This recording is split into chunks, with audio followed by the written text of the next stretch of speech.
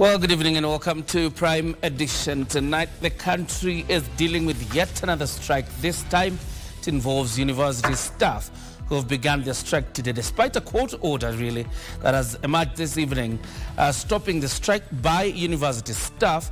The union officials have insisted that the strike must continue. We have details lined up for you. And of course, it will also form the basis of our conversation tonight as we engage Onesmus Mutio, the National Organizing Secretary, UASU, that is University Academic Staff Union. And we'll really be talking about what their grievances really are. Welcome to Prime Edition. Here are tonight's highlights.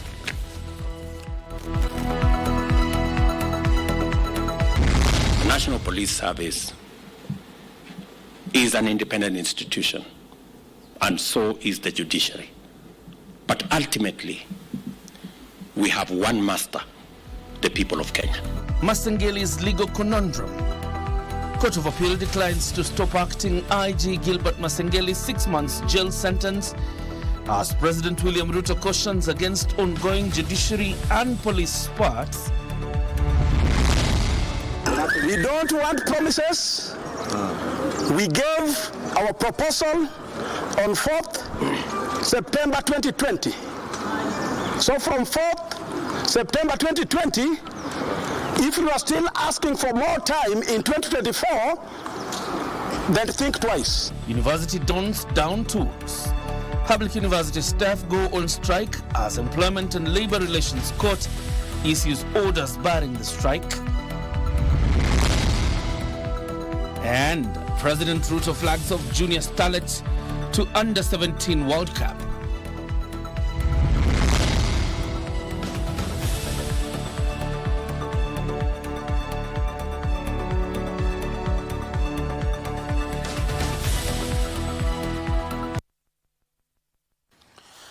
And Lansa Odinga is a sign language interpreter. My name is John Jacob Kioria. You're very much welcome to the broadcast. The status of the legal woes facing the Acting Inspector General of Police, Gilbert Masengeli, deepened Wednesday after the Court of Appeal declined to stop his 6-month jail sentence pending the hearing of his appeal. Attempts by his legal team to have a 3-judge bench led by Justice Gatembu Kairu stop his sentence that takes effect this Friday should he fail to present himself personally in court flopped after the judges set the matter for hearing next week. Our court reporter Ruto Mboi has details of this legal quagmire that coincided with the National Assembly approving the appointment of Douglas Kanja as the Inspector General. In what could spell trouble for the Acting Inspector General of Police, Gilbert Masengeli, the Court of Appeal has declined to stop his sentencing pending the hearing of an appeal in which he is challenging High Court Judge Lawrence Mugambi's ruling that sentenced him to 6 months in jail. Masengeli, in his appeal before the second highest court in the country, claimed he was unfairly targeted and that the court overstepped its mandate by sentencing him unheard. With 2 appeals having been tabled, one by Masengeli himself and the other by the Attorney General, the Law Society of Kenya told the judges they were not ready to proceed, owing to the late appeal by Masengeli. His lawyers, led by Cecil Miller and Steve Ogola, attempts to argue both parties were similar and should be heard together on Wednesday did not bear fruits. Justice Gatembu Kairu, Agri Muchelule and Weldon Korel granted LSK 2 days to respond to the second application filed by Masengeli and slotted the matter for hearing next week. With the Court of Appeal having listed the matter for Acting Inspector General of Police Gilbert Masengeli for next week, what are the legal options for him even as the sentence starts this Friday? Legal pundits warn it is not possible to appeal against a contempt of court. And he should know that the lives of the 3 Kenyans who are the subject of this investigation are not lesser than his. In any event, he is alive. Wherever he's being taken, is known. Let him go there. Dr. John Kamino says blatant refusal to attend court 7 times is a recipe for trouble. And give his version of the story of what has happened. But for him to deliberately refuse to obey the orders made by the court, that must be condemned, and the law must be enforced. With the court taking and little legal rigor room left, Masengeli may be forced to explore the second option. For the first time, let us set the record straight that let Mr. Masengeli serve his sentence so that any other officer, and those ones probably who are fired or who are intending to do so, should learn from it. If Mr. Masengeli was an ordinary Kenyan, he could be in prison today. The development comes as a petitioner, Charles Mugani, has filed a petition seeking to have Masengeli declared unfit to hold public office for violating Chapter 6 of the Constitution and the Leadership and Integrity Act. It is now a game of wait and see whether Masengeli will heed the court's directive and present himself in court to arrest the situation or snub the summons and face jail term. Ruth Wamboi for Prime Edition. And of course, as the spat between the judiciary and the National Police Service continues, President William Ruto has urged the National Police Service, NPS, and the judiciary to work together for the benefit of the Kenyan people. Speaking during the launch of a strategic framework for implementation of reforms in the National Police Service, Kenya Police Service and the National Youth Service, President Ruto, who reiterated the importance for the respect for the rule of law, warned that the ongoing dispute between the National Police Service and the judiciary can hinder essential service delivery. Tensions between the judiciary and the National Police Service that have seen the withdrawal of the security detail assigned to Justice Lawrence Mugambi, President William Ruto has emphasized the importance of unity between the police and the judiciary. I am acutely aware that the National Police Service is an independent institution, and so is the judiciary. But ultimately, we have one master, the people of Kenya. And we must make sure that we work together towards serving not interests of individuals, but the collective interest of the people of Kenya. Ruto, who reiterated the need for the respect for the rule of law and his government's commitment to ensuring that constitutional offices operate independently, urged for collaboration among all government agencies. I want to ask for more collaboration, more working together, that the independence that we respect and enjoy must also look at how together, interdependently, can work towards achieving the greater interest and the greater good of the people of Kenya. The judiciary and the National Police Service have been at odds since Justice Lawrence Mugambi sentenced Acting Inspector General of Police Gilbert Masengeli to 6 months in prison for contempt of court. According to the President, various security agencies and ministries will be directed to implement police reforms recommended by Justice Maraga-led task force. An implementation committee will oversee reforms with an emphasis on public participation in legislative changes. It is estimated that it will cost Kenya shillings 106 billion to fully actualize these recommendations. Of this, 22 billion will finance improvement in compensation package for officers, while 37 billion will go to the upgrading of hardware as well as welfare reforms, and 45 billion is required to implement modernization of the services. Other initiatives highlighted by the President include the digitization of police records and improvements in officer salaries. I know there was a suggestion that this be undertaken over the next 6 months. I think 3 months is sufficient so that we can begin to figure out how what was recommended by the Maraga Task Force can be brought into being. Accordingly, the National Treasury will make adequate provision for funding to implement these interventions. Ben Chumba, Prime Edition. The President talks about money. Let's talk about money, but this time from the angle of university lecturers and, of course, staff that work in public universities, and this will form the basis of our conversation tonight. The Employment and Labour Relations Court has temporarily stopped the strike called by the University Academic Staff Union, UASU. Justice Jacob Gakeri issued the order. Of course, that follows the application filed by Interpublic Universities Council's Consultative Forum of the Federation of Kenya Employers. In a quick rejoinder, the unions said their strike is on, saying the order by the court has been overtaken by events. The unions, who declared the commencement of their strike today, say their actions were prompted by the delay in signing of the 2021-2025 collective bargaining agreement by government. Wednesday morning, the Technical University of Kenya, the university's Academic Staff Union and the Kenya University Staff Union declared the commencement of an industrial action in Kenya's 35 public universities after the expiry of the 7-day strike notice, which was issued on September 11th, 2024. We gather here this morning to launch officially our strike that we have promised to issue, and today it is on. The 7 days that have lapsed, we extended a window to the government and the employers to get back to us with a positive response. None has come.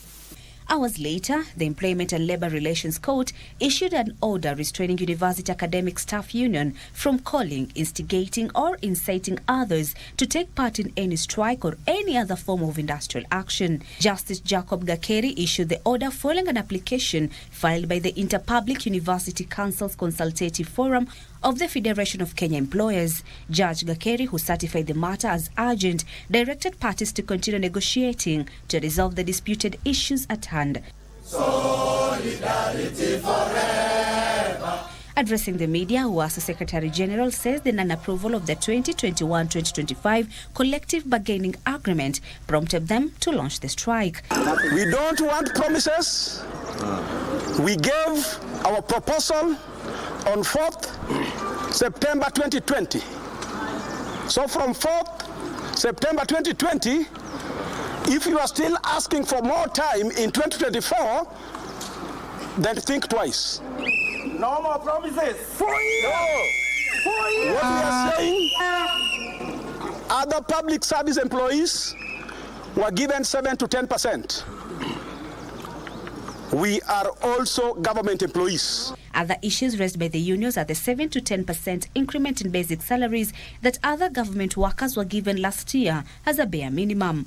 We said if there is no money, as you are telling us, then the bare irreducible minimum that you can give our members, because they are part and parcel of the public service and citizens of this country, is that extend that presidential award. Additionally, the union's officials decried delays in promotions among their members. The academic and non-academic staff are also demanding a comprehensive medical cover from the government. Kasichana Masha, Prime Edition.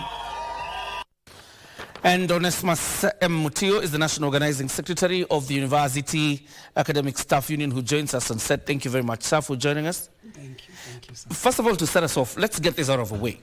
This court order that has come later today, stopping the strike, yes, albeit temporarily. What is your response to it? And disobedience to it, don't you think that's a tantamount to contempt of court? Well, thank you for the invite to the show. Let me say that I will not wish to discuss about the court order. I will leave that to the legal experts. But what I can assure you is that the strike is on. As we said, there are only two things that can make us stop this strike: either the signing of the CBA or the world comes to an end. And it is important to note that it's not only UASU that is out there striking. The Kenya University Staff Union, that is KUSU, is also out there. And 35 public universities really are participating in it. That means learning in universities across the country is paralyzed. But I want us to talk about the CBA, 2021-2025 collective bargaining agreement. Can you kindly walk us through the contents of that CBA? Because, I mean, it's a bone of contention here, right? Yes.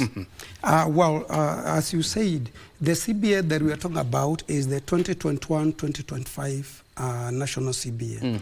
That means that it ought to have been negotiated, signed, and implemented by June 2021. Now, that was not the case. As a union, we gave our proposal to employer in September 2020. We expected that the negotiation would have started immediately. But as you realize, we are in the year 2024, the cycle of that CBA is expiring by next year. And therefore, we have been patient enough to wait for our employer to come to the negotiation table so that I could negotiate, sign, and implement. But all along, the employer has been evading the negotiations. They just called us to negotiate last year, kept us taking around the universities. They kept asking for more time to consult, and now that we could not agree, the members have now taken the powers that they gave us to negotiate as or their officials, and now they want to speak to the government directly and demand for their right. Now, what is in that CBA? Number one is that, of course, we are entitled to, the basic pay. Let me cut you a bit so that we take a breather. But when you come back, you pick it from there, the context of that CBA and why it is so controversial in terms of why you are out in the streets. But let's take a short breather. We're coming back in a minute. Don't go to...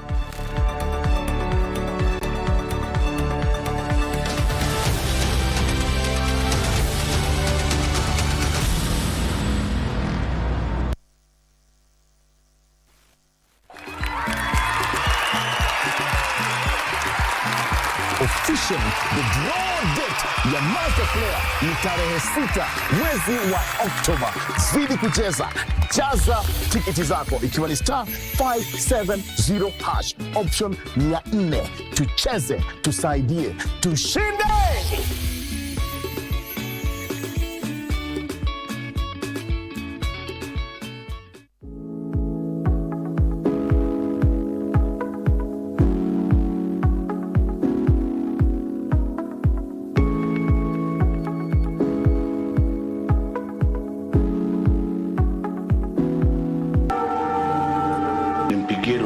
Kwanza kabla tujaandika hii agreement, kuna witness. Si ndio? Lazima nitamuosha. Atakuja na mbuzi ngapi hapa? That card won't work. Anajifanya tu quiet, calm, lakini ni wale aggressive kwa umbali. Mimi ndio nitaamua vile nitafanya na yeye. Ama kuna mtu ako na pingamizi? Hapana. Hey, Jen. What? Makosa ufanyika. Hautapatikana tena.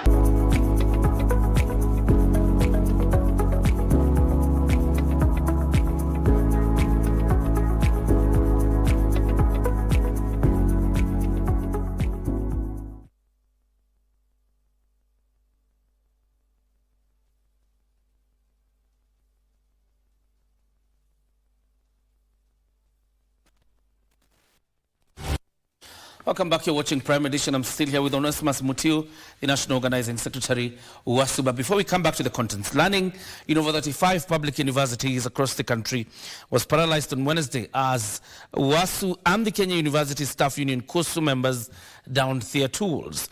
The Donson staff also held peaceful protests demanding for the implementation of that collective bargaining agreement that we were talking about before we took a break. These were the scenes at Jomo Kenyatta University of Agriculture and Technology, JKUAT, where 2,000 workers boycotted work on Wednesday. Led by UASU chapter chairman Muiga Rugara and KUSU Secretary General Nixon Chege, the Dons and the staff members declared that there will be no teaching until their demands for pay increment is met. You also remember, sometimes I think last year but one, all other public service servants were given a pay hike to caution them against the inflation and the increased taxation, which was between 7 to 10%. That has never happened in the public universities. Ati mgomo inaenda mpaka December. The earliest tunaweza somesha ni next year January. The script was the same at Alupe University in Busia County, with the university further being accused of delaying to remit workers' statutory deductions. More agitations were witnessed at Maseno and Masai universities respectively. There is no way this government can be discriminatory, increasing salaries to other members of the public, civil servants and all that, and ignoring university staff. You are top of the top. First class, masters, PhD, postgraduate, and then you are told you should be paid below average. Their counterparts at Jaramogi Oginga Odinga University, Bondo, Siaya County also joined the bandwagon. Similar scenes were witnessed at KBC University. We call upon the Cabinet Secretary for Education, Mr. Migosi Ogamba, to urgently address the delayed negotiations of the 2021-2025 CBA. At the Coast, Pwani University, KUSU Secretary General Wycliffe Otieno claimed their efforts to negotiate with the officials at the national level hit a snag, leaving them with no option but to call for a strike. We urge the government that if indeed they care about these students who are under our care, they listen to the union officials as early as today. Joseph Ohungu for Prime Edition. And this strike, you would imagine it would have been preceded by student strike, of course, who are protesting about the new university funding model, but of course they postponed that to allow for consultations. I'm still with Onesimus Mutio, who was telling us about the contents of that CBA. Go ahead, sir. Yeah, sure. As I was saying, the key objective of a CBA is that you could review the basic pay or the pay of your members, and so that you can cushion them against inflation, among other things. So key to this CBA is our basic pay, where we expecting that the government or our employer is going to review our basic pay. And when they said that they did not have money, we said that, we should be awarded what other government workers were awarded. You are well aware that all the government workers were awarded between 7 to 10% pay increase. Now, that did not happen in the public universities. So the reason why we're even more hungry is because if other public workers were awarded 7 to 10% pay increase, why are you discriminating the university workers? So we say to our irreducible minimum, then give us the set 7 to 10% pay for our basic. And that we are not going to give in. We have to get that before we go back to class. The other thing is the house allowance that we get. The last time our house allowance in the university sector was reviewed was in 2008. You'll agree with me that from 2008 up to now, surely the price of housing in housing sector has really increased. The government itself has already increased, given a circular to increase the rent in their own houses. So if that is what they are doing, why are they not reviewing our house rent? Other things are things like the medical scheme. Medical cover. I want you to know that in most universities, the medical schemes have collapsed. University workers do not have medical covers, and therefore, when they fall sick, then they have got to go and pay with their own money, then come to claim from the university. And in many cases, that money is never refunded at all. And therefore, we're saying, like any other public workers, we also want a good medical cover for our members. You also aware that the SRC over 10 years back released a circular that all government employees were entitled to car loan and mortgage. But in the public university, we don't have car loan and mortgage, and therefore we are saying we are also workers in this government, and we are also now demanding that we should have a car loan and mortgage so that our members can also buy cars and they can also buy houses. So those are some of the issues. Others are the allowances that are so discriminative across the universities, and you're saying we need them harmonized. All right. You come from Uwasu. I want us to understand, if the CBA was implemented, and we are dealing now with a basic salary, for example. Yes. If the CBA was implemented, how much would a junior lecturer earn? How much are they earning today? Well, I may not have the specific figures with me by now. Maybe I should have brought that. But if then that is implemented, and the lowest, because our proposal was from grade 10, 11, and 12. That is the graduate assistant lecturers, lecturers get 10%. Then that would have increased their basic pay from, say between 3,000 to about 5,000. Yes, not so much. The increment would have been 3,000 to 5,000. Yes, the on your basic salary. Yes, on our basic salary. There's also something I want us to understand. The 7 to 10% increment. Yes. I'm assuming this is one given on Labor Day by the president? Yes. Was it, when you say it is not implemented for public university workers, does it also include junior officials in public universities? Or when you mean that it was not implemented, it was on those that are senior in terms of the cadre of government? Well, when we talk about university workers, that will include all the workers in the university, from the highest, that is grade 15, to the lowest. So that was not implemented to all universities workers, regardless of their grade. Yes. Wow, that's interesting. Now, was there any reason given, for example, because I'm sure you've engaged the employer to tell you, beyond not implementing the CBA, why then the 7 to 10% increase was not effective on you guys? The reason that we get from our employer is that they don't have money. But what is interesting is that as in the university, we are used to strikes. There's no single CBA we have ever negotiated and implemented without a strike. In fact, traditionally, we go on strike maybe 3 times or 4 times before we negotiate and implement a CBA. First, before our employer agrees to come to the negotiation table, we have to go on strike to force them to come to negotiate. Once that is done, we have to go on another strike to force them to come and sign the CBA. Once the signing is done, there's another strike to force the government to implement the CBA. So strikes are not new to us. We are used because that is the way we get our increase. And even in this one, I can assure you, maybe this is the first strike. We might have another one and another one before this CBA is implemented. Now that you mentioned about having a strike and another one, and that is a possibility, probably, in the way you say it, I'm well aware you had an engagement with the Minister for Education. Correct. Dr. Julius Migos Ogamba. Yes. What was the nature of your conversations? Why did your talks collapse? Well, we met with the CS, invited us. We met the CS and the PS in their offices. The request was not new, and we expected that. What the government was asking is they needed more time to address our issues, that they need more time. But you see, as I said, this is a CBA that was supposed to have been signed and negotiated in 2021. From last year, our employer has been asking for more time, So we gave the CS time. We met him on Monday morning, and we said, okay, we have given you time up to yesterday midnight. You can negotiate with us and give us a CBA. If that happens, we'll call off the strike. But they said they needed more time. And our members said enough is enough. We've been taken round long enough. For now, let them negotiate when we have already downed our tools. And there was also an attempt by the current CS for Labour, the Honourable Alfred Mutua, to get you back on the negotiating table.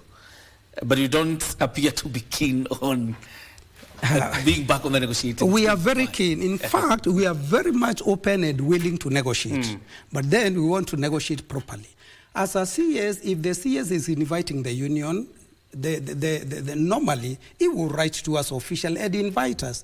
But the invite that came, in a way with it was improper because he invited us through another office. And therefore we said, no, if you want us to talk, why don't you invite us? You have a letterhead, you write a letter to us through your letterhead, sign it by yourself, we will come. All right. But when it was sent through some other junior officials, we said, no, just write to us, we'll come. Okay. And I want to assure you that once he does that, then we'll meet him. I think you saw your peers in secondary schools and primary schools, Coopet and Nat, go back to work. Literally, other than a collective bargaining agreement, there's nothing else they went back to school with, to class with. Question is, the government is insisting they don't have money whatsoever to implement some of the CBAs. Question is, what will you do if the government continues to insist we don't have money? Well, as an economist, I will tell you that money is meant to be scarce, and that is the nature of money. It has to be scarce. And therefore, when the government says that it doesn't have money, yes, you don't have money, but you had the money to increase for the other public employees. So why are you discriminating us? Where you got money to pay the other public workers, go back to the same place and get us money as well. Because why should we be discriminated? We are still employees of the same government. And I want to assure you, we are not going back to work. There are only two things. We either sign a CBA or this world ends. I want to understand. There's the signing of a CBA. There's also the demand for the implementation of that CBA of 2021, 2025. Government says we don't have money. Are you saying then that your bare minimum is this 7 to 10% increment? We are not going to debate on that. The reason is it was awarded to all government workers. We are also government workers. We pay taxes as well. So why should we be discriminated?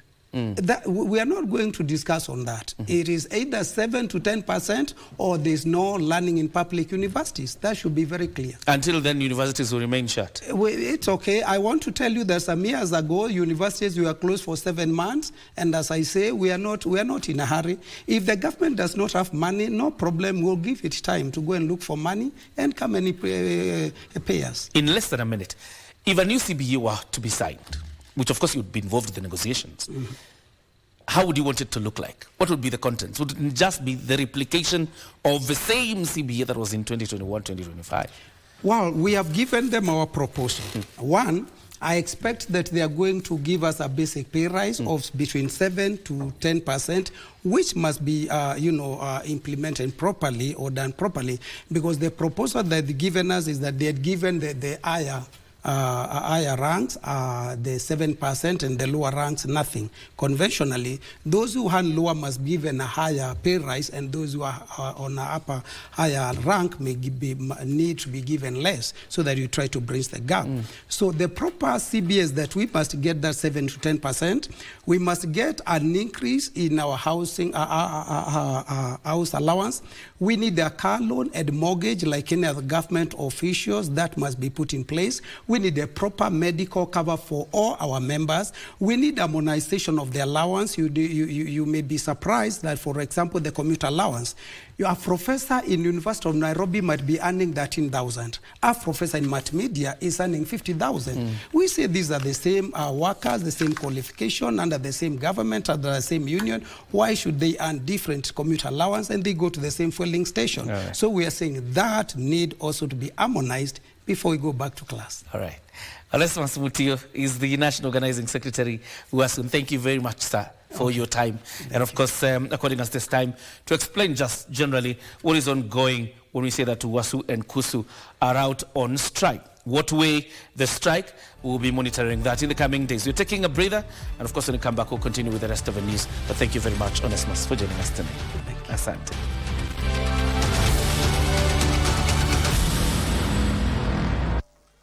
Avieta imerahisishwa sasa, kuna njia mpya na rahisi ya kucheza Avieta.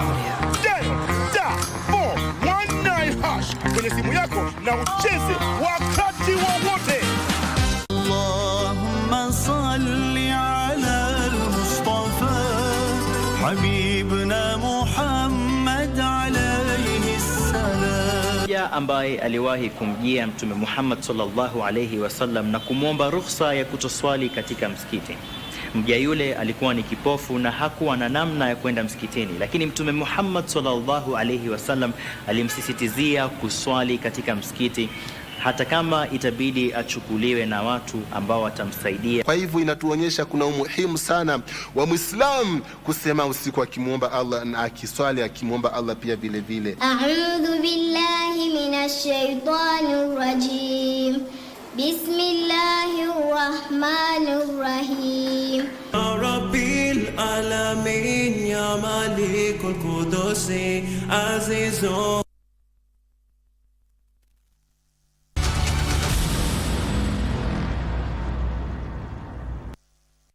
And welcome back. You're watching Prime Edition. The government says it is ready to roll out the Social Health Insurance Fund by the 1st of October, which is less than 2 weeks away, despite only 1.2 million of the projected 44 million Kenyans registering on the new platform. County bosses who met top officials from the Ministry of Health ahead of a rollout called for innovative approaches to entice more Kenyans to register on the new platform. This comes as the court is expected to this Friday deliver a ruling in a case challenging the validity of the rollout. Our reporter Abdiaziz Hashim has details of the government's race against time to shift to the Social Health Insurance Fund despite the challenges.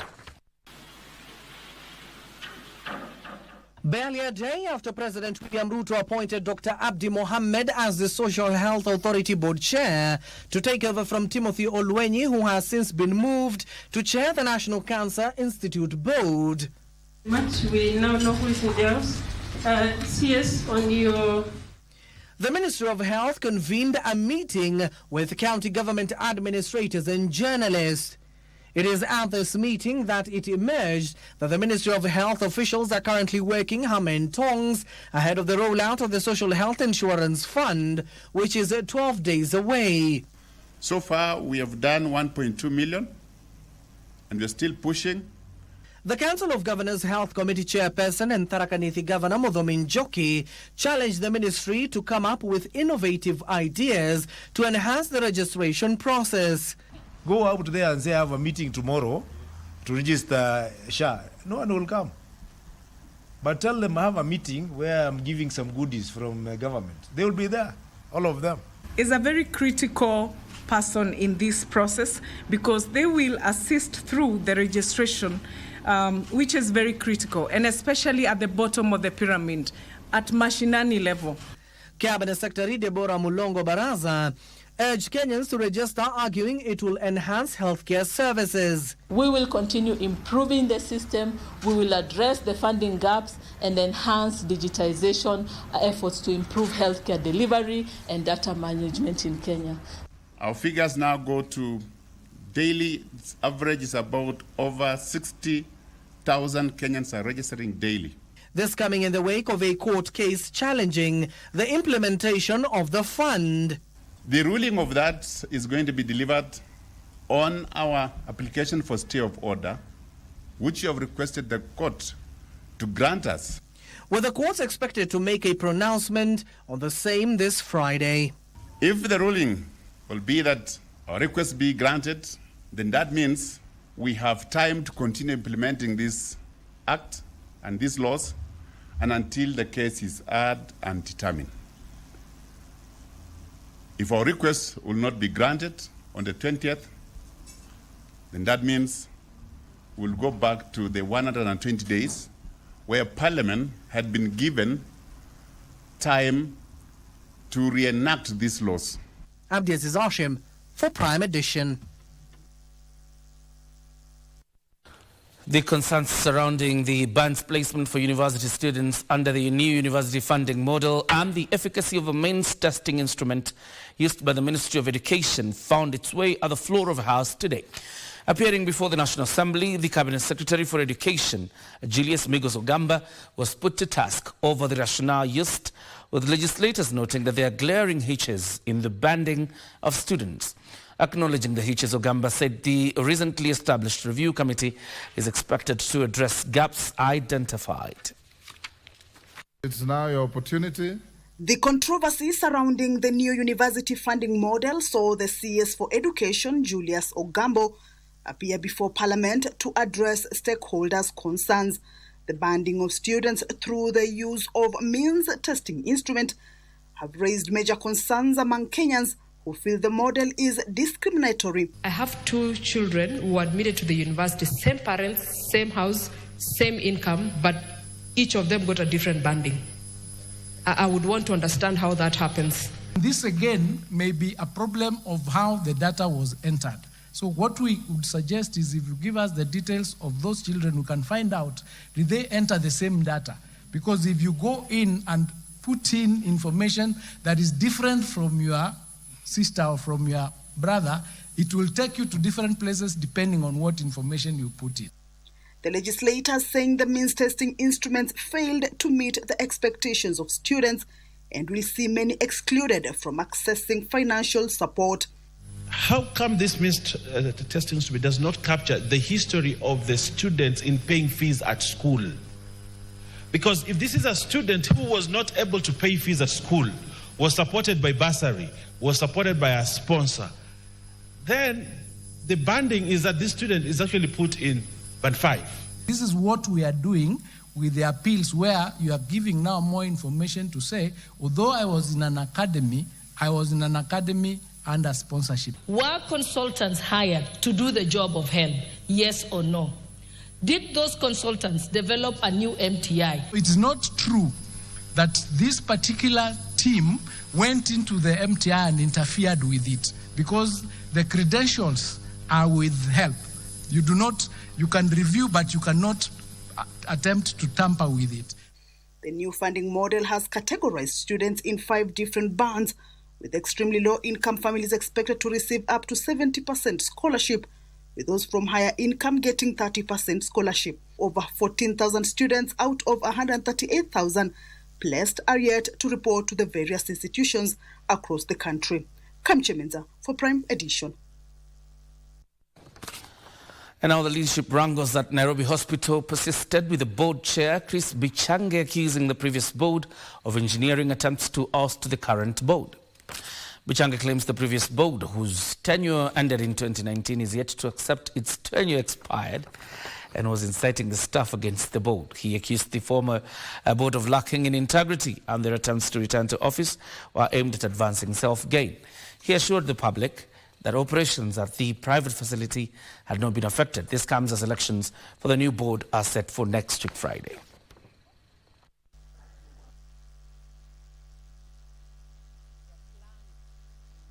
Some of those people who are rioting and saying, close Nairobi Hospital, because if you strike, you want this institution to die.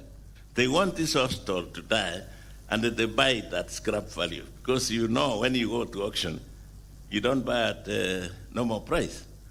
And you must, as the owners, you must stop this. They don't want to face you in an annual general meeting. They want to face you in a special general meeting where they have a list. They have said they must be directors. And you wonder, if somebody was a thief in 2019, can he be an angel in 2024? The National Cohesion and Integration Commission, NCIC, has embarked on the process to establish a framework to facilitate a national transgenerational conversation geared towards empowering diverse peace actors to initiate and sustain a common understanding on conflict resolution. Speaking during a stakeholders breakfast meeting at a Nairobi hotel, the Commission's chairperson, the Reverend Samuel Kobia, said the Commission is strategically placed to steer the conversations towards a peaceful country, even as he called on all stakeholders to participate in the process. The ambitious framework dubbed Transgenerational Conversations, the quest for political decency and accountability in Kenya, that is seeking to empower conflict resolution, has identified lack of trust in government institutions, bad governance, degradation of Kenya's social fabric, intergenerational tensions and structural inequalities as major impediments to a peaceful Kenya. NCIC Chairman Reverend Samuel Kobia says there is need to awaken the nation's conscience and forge partnership with state and non-state actors if the process is to succeed. When this opportunity is handled well, different generations will learn to appreciate the role each group played and build on it towards a progressive nation building. The panelists urged the Commission and stakeholders present to embrace dialogue as a meaningful tool to address the numerous challenges facing the country. Dialogue is the mother of all agreements in the world over, starting from the compound you live in. If we cannot enjoy social and economic rights in this country, we cannot enjoy peace, we cannot enjoy joy, we cannot be happy, and we cannot have security for all. Young people are, however, insisting that the government needs to be responsive to their needs and ensure good governance at all levels of government. We are really hopeful about more spaces, more avenues to just participate. We are not asking for much. Is it okay to participate in these decisions that are being made, that are about us? There is need for every Kenyan right now, moving forward, to be actively engaged in the civic education of this country. Let us have a Kenya that is just, a Kenya where everyone feels included. The stakeholders gathered here today have insisted that everyone needs to play their individual responsibility in steering peaceful conversations for the benefit of the current and the future generations as well. Yusuf War reporting for Prime Edition in Nairobi.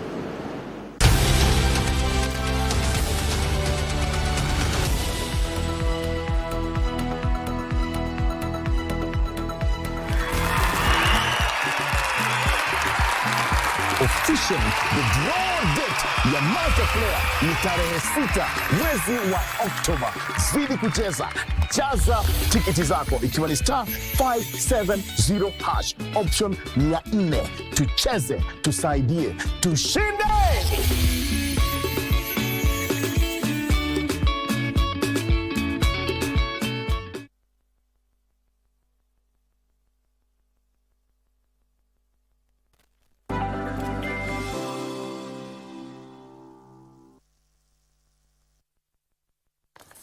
Time for us now to do business, and the government has completed the first phase of procurement of 1,000 electric vehicles for use in government service delivery, indicating its commitment to Kenya's electric mobility push. President William Ruto says the move that will see a total of 3,000 electric vehicles procured is a testament of Kenya's bid to reduce emissions through the use of fossil fuel, accelerating climate change. On August 4th, 2023, through a Gazette notice, the Task Force on the Development of National Electric Mobility Policy Strategy, Legislations and Regulations was established. At the time, government also committed to procuring electric vehicles for government agencies and departments as a testament to electric mobility in the country. And now, we have concluded the procurement of the first 1,000 e-vehicles that will be used by our police and members of the National Government Administration. It is part of our response to making sure that even as we transport or improve the mobility of our men and women, we are also responding to matters climate change. When you have a new product, like an electric vehicle, it is only when government itself will spend on electric vehicles that that sector or that industry of electric vehicles will be boosted. The government, however, says Kenya is still adopting e-mobility progressively by fast-tracking enactment of the policy. Even with 4,500 electric units on Kenyan roads, the country is still racing to implement charging infrastructure as policy moves through legislative channels. The Kenyan policy is speaking to progressive banning of fossil fuel vehicles as we increase the uptake of electric vehicles. The rural areas, most of them do not have electricity. We are trying to fast-track accessibility, electricity access through off-grid solutions. We need conducive policy to attract investment, to set the scene for government to attract innovations. Right from the motorcycles to the buses, we need more products in the market addressing transport challenges, but also combating climate change. Electric mobility aligns with Kenya's National Climate Change Action Plan 2023-2027 to reduce greenhouse gas emissions by 32% by 2030. Alan Auko, Prime Edition.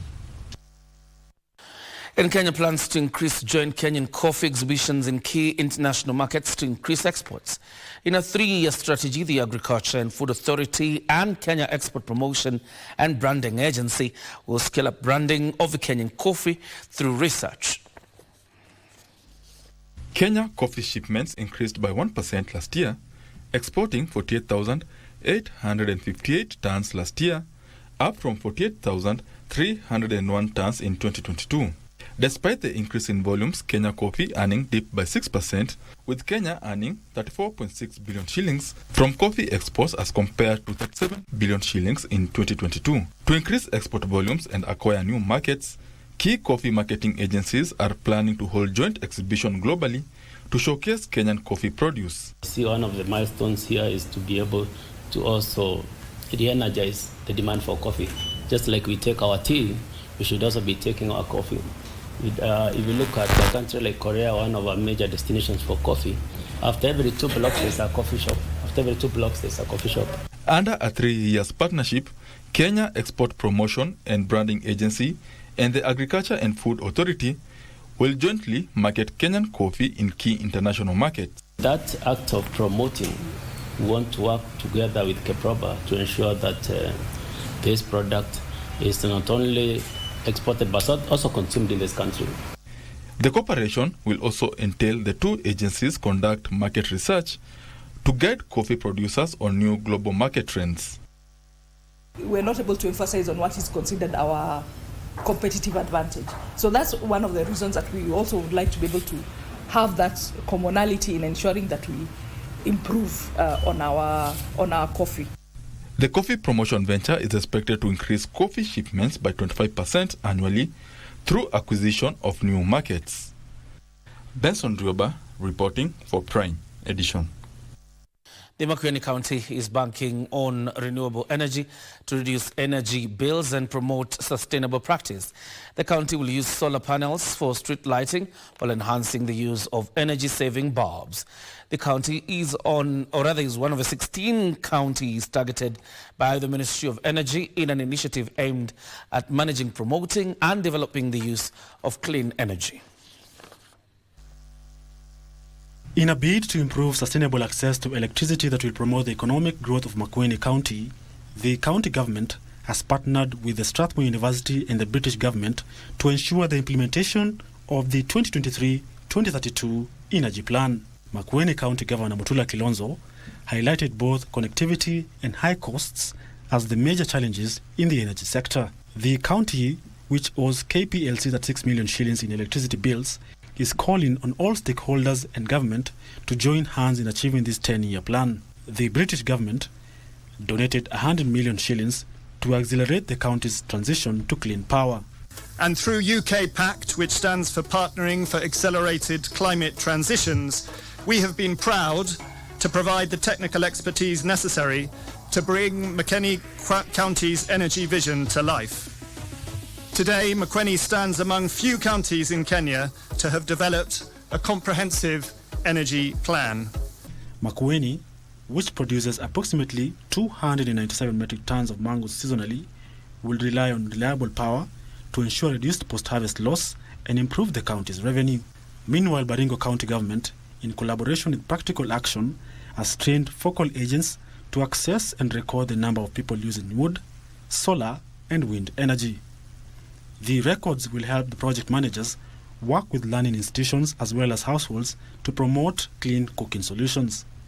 So as a project, we aim to promote cook stoves that at least save 40% of energy above our baseline, which is the 3 cooking stoves. The county focuses on promoting alternative energy resources such as solar energy, geothermal wind energy, and biogas. It's the energy options available in the county, and is going to provide from a supply perspective. They look at the potential ultimately of having these contribute directly to activities or development within our county.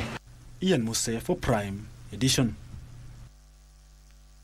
International Monetary Fund IMF says it will continue to support Kenya's ongoing fiscal consolidation reforms following the June to July public protests that disrupted the economy. The IMF team held various high-level discussions with key National Treasury officials to address recent and emerging economic and fiscal challenges.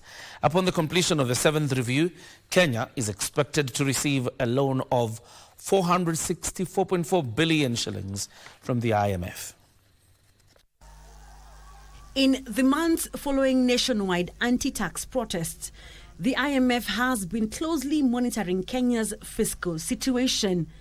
The protests led to the withdrawal of the 2024 Finance Bill, and the fate of the contentious Finance Act 2023 now rests in the hands of the Supreme Court, with a ruling expected soon. The National Treasury was seeking to raise 348.3 billion shillings in additional taxes through the 2024 Finance Bill to reduce the budget deficit and curb borrowing. Kenya's public debt now stands at 70% of gross domestic product, which is higher than the 55% recommended by both the fund. The IMF delegation, led by Hamnot Tefera, held discussions with officials from the National Treasury and the Central Bank of Kenya on the country's economic developments and policy reforms. Tefera emphasized the IMF's commitment to supporting Kenya's, stating, "We remain fully committed to assisting the authorities in identifying a set of policies that could support the completion of the reviews under the ongoing program as soon as possible." She added that the Kenyan authorities had expressed their commitment to advancing economic and governance reforms for sustainable and inclusive growth. Once the 7th review of the 38th month arrangements under the extended fund facility and the extended credit facility is completed, Kenya will receive a 464.4 billion shillings loan. However, this is based on the government's ability to implement revenue-generating initiatives, spending efficiency and fiscal transparency.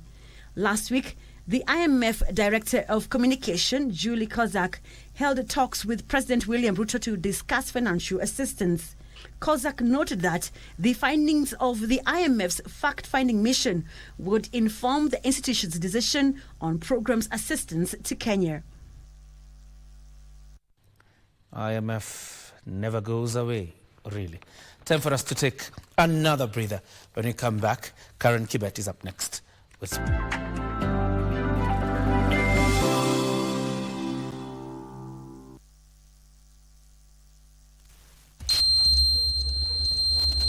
Oya, umeupdate token mita yako? Ni free. Umesapata SMS kutoka Kenya Power? Sawa. Sasa ni kuweka code 1 kureset. Alafu weka code 2 kuupdate. Karada mtozi kulipishe. Usiachwe gizani nani. Update token mita yako leo. Ujumbe huu umeletwa kwako na Kenya Power and Lighting Company.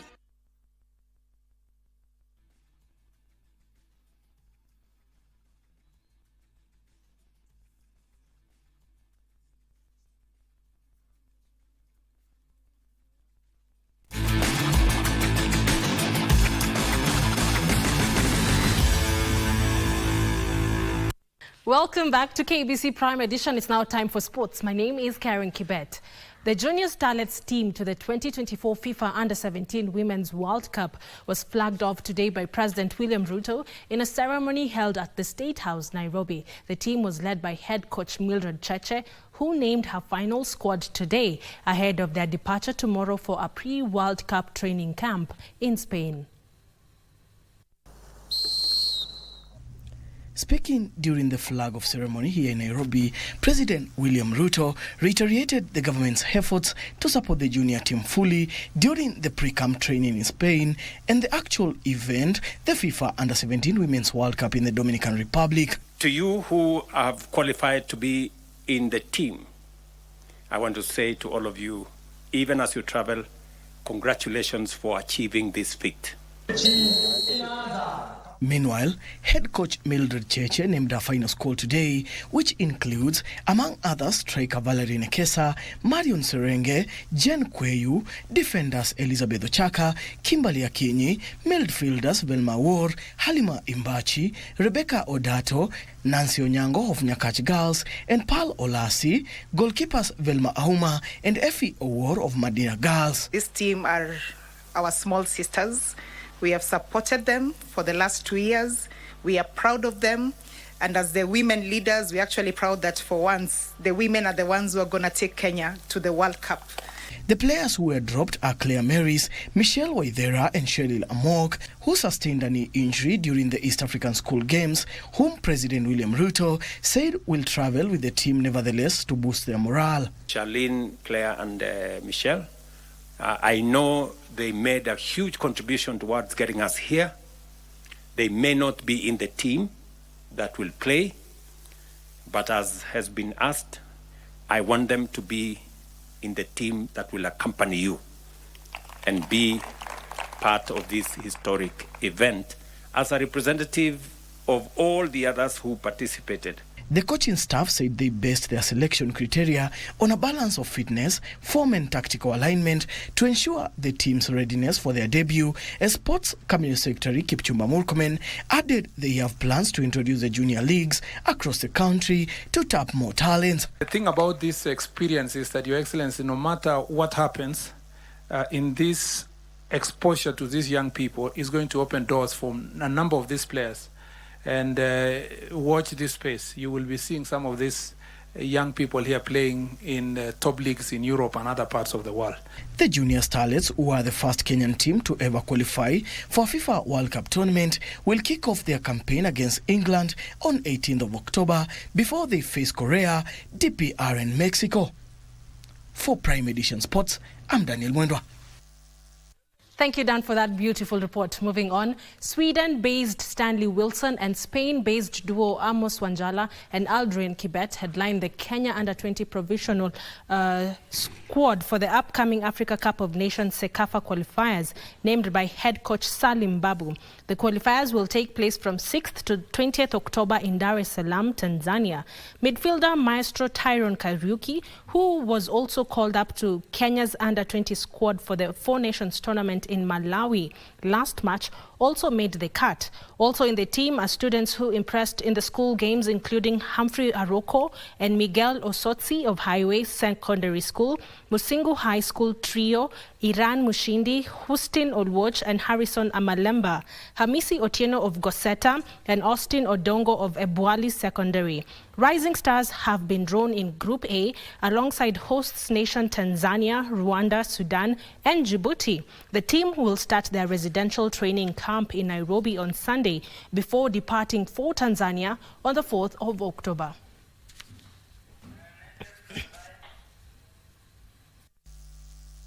Anjeri will debut for the Kenya Rugby Lionesses in Friday's test match against Madagascar at the RFUEA grounds. The squad, which will be captained by Sheila Chajira, was named today by head coach Dennis Mwanja. Chajira will be assisted by Natasha Emali, who will be in the front rows with Naomi Muhanji and Rose Atieno. Naomi Chelagat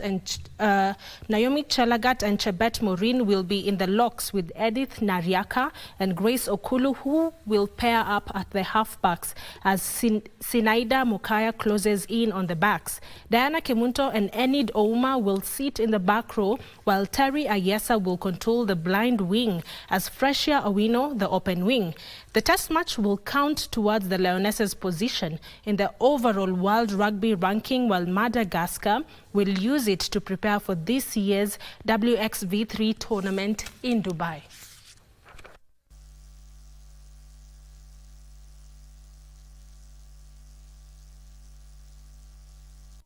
The Kenya Under-18 boys volleyball team assistant coach Geoffrey Omondi has been appointed as the new Kenya Pipeline women's volleyball team head coach. The former Trailblazers head coach takes up the role from Esther Jepkoskei, who will now deputize him.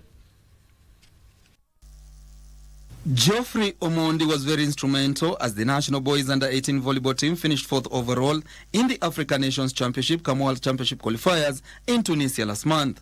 His first assignment will be to guide the former African Queens in their quest to reclaim the league title currently held by Akrivos KCB. My expectation first is to win the league title and return it back to Kenya Pipeline. And the second one, he wants to win the African Club Championship coming next year. At this time, KPC bringing me in as an experienced player, I can assure them that I will work hard towards the task that is ahead of us for the coming new season. I promise them that I'm going to do my best to ensure that maybe that number that they had, at least we move from that number to the top. On top of the agenda is the Continental Championship and the Domestic Championship, which we intend to do our best to reclaim the trophies. It's time to take back KPC to its glorious days, and I believe with the team we have, that is a possibility, and we really need to work towards it. It's not going to be on a silver platter, but we are ready to work and give the best results possible. Kenya Pipeline also made changes in the playing unit as Gladys Ekaru was named captain, taking over from Sept Rose Magoi, who has retired and will be assisted by libero Celestine Nyongesa. Meanwhile, KCB upcoming outside hitter Mariam Musa and middle blocker Miriam Lomisian have joined the side, while former Kenyan international Noel Murambi and Violet Makuto makes a return to the place they called home. And finally, the Kenya national men's youth handball team is already in Tunisia, where they will start their campaign tomorrow against Morocco in the 20th Men's Youth African Nations Championship.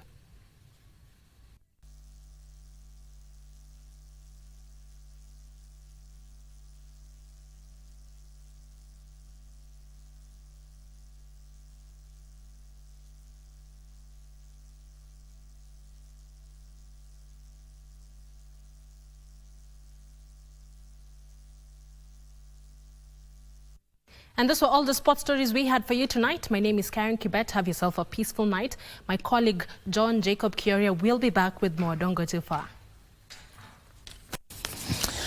And all that's how we put a cap on Prime Edition. Thank you very much for joining us. We appreciate your presence and your company. God bless you. Have yourself a fantastic night and see you around.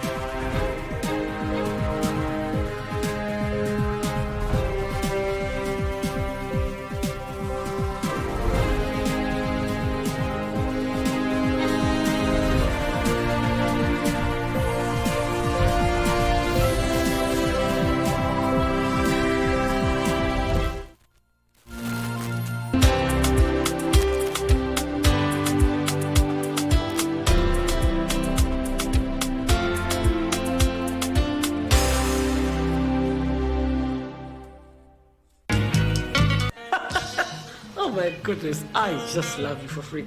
I'm not the girl who lies. Nick is gone. Kuna kitu Alice ameniambia. Alice. Too much pressure, madam. Hata sijui nifanye nini. What is this? Read it. We're not losing this, Dad. Ruth is here and she's breathing fire. JJ is Swin Kaikara and I'm not in the picture. If you're here to threaten me, don't bother. It will not work. Umri wangu hauniruhusu kucheza mchezo ya kishenzi kama hiyo. You're behaving like a child.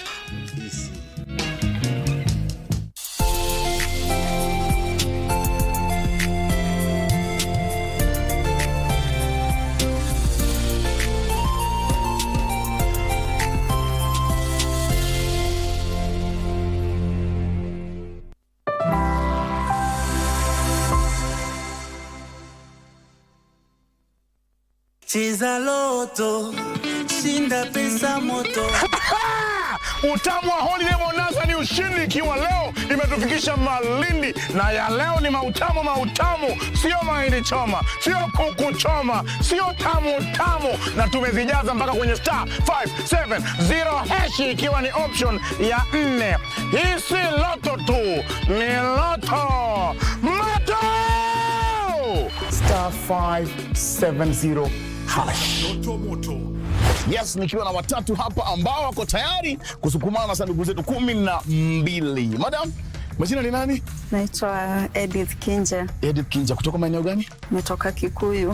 Nice. Yeah. Na ulikuwa unataka nini mahali hapa sasa bila umefika? Pesa. Na unataka kufanyia nini pesa? Nataka kuinua biashara yangu, kupeleka mtoto shule, kitu kama hizo. Kaka brother? Yes. Jina nani? Naitwa Cyrus Mukithi. Cyrus Mukithi, kutoka maeneo gani? Kutoka Kitui. Unataka shilingi ngapi? Kama nikipata milioni 500,000, 250 Prombox, hiyo niko tayari kabisa. Napenda kabisa. Dada, jina nani? Naitwa Hana Wagoi. Kutoka maeneo gani? Kutoka Kikuyu. Na wewe unataka nini hapa? Nataka pesa. Kuna siri moja hapa sijakuambia. Hawa wawili ni madada. Nani aliintroduce mwingine kwa Rotomoto? Karoni aliniintroduce kwa Rotomoto. Aliye kuintroduce nataka umchome, sawa sawa? Kwa sababu hapa ndani kuna sufuria na steel wire. Hapa ndani nimeweka mahindi choma. Hapa ndani nimeweka minofu, kuna kuku choma. Hapa ndani nimeweka 25,000 Kenya shillings. Hapa ndani nimeweka 75,000 Kenya shillings. Kuna 100,000 Kenya shillings. Na for your information, kuna 300,000 Kenyan shillings mahali hapa. Msema kweli? Bainisha.